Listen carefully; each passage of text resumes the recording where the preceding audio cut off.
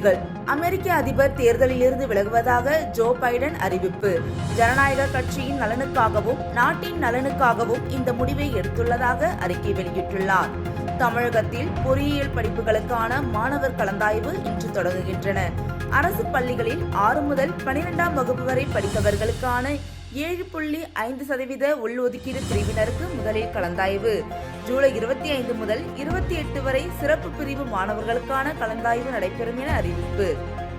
தமிழகத்தில் முதன்முறையாக ஆன்லைனில் கட்டட அனுமதி பெறும் திட்டத்தை சென்னை தலைமைச் செயலகத்திலிருந்து முதலமைச்சர் மு.க.ஸ்டாலின் தொடங்கி வைத்தார். www.onlineppa.tngov.in என்ற இணையதளம் மூலம் அனுமதியை பெறலாம். தமிழகத்தில் 9 பொறியியல் கல்லூரிகள் மூடல். போதுமான மாணவர் சேர்க்கை இல்லாதது உள்ளிட்ட காரணங்களால் மூடப்பட்டதாக தகவல்.